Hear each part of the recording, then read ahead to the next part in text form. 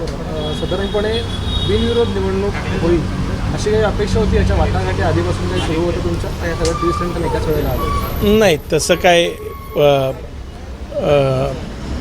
ह्या बाबतीतलं नव्हतं. कारण माझी उमेदवारीच खरं तर अर्ज भरायच्या अंतिम दिवशी त्या ठिकाणी जाहीर झाली. त्याच्यामुळे असं काहीच अभिप्रेत नव्हतं.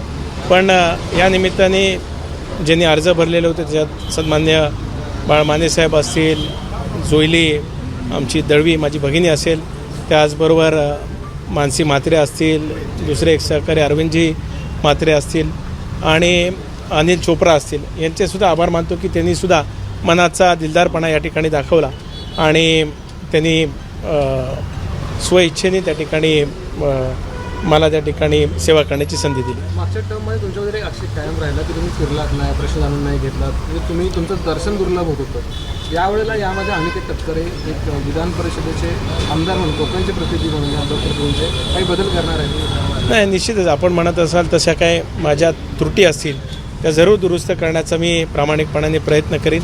आपल्यासारखे पत्रकार महोदय जे समाजाचं प्रतिनिधित्व करतात त्यांच्या ज्या काही सूचना असतात त्याचं पालन करून माझ्यामध्ये सुद्धा कशा पद्धतीने सुधारणा करता येईल तो करण्याचा निश्चितच प्रयत्न त्या ठिकाणी करेन. वर्षानंतर एकदाच रत्नागिरी जिल्ह्यात येतात, तो पण उमेदवारी अर्ज भरण्यासाठी.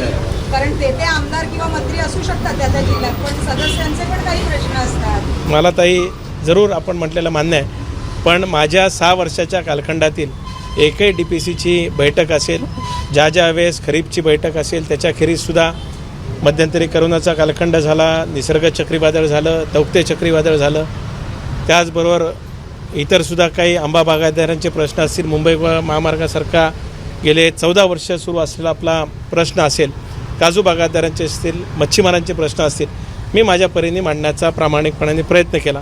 आपण म्हणताय तसं जरूर त्याच्यामध्ये अधिकच्या फेऱ्या रत्नागिरी सिंधुदुर्गमध्ये वाढवण्याचा प्रयत्न निश्चितच मी करेन.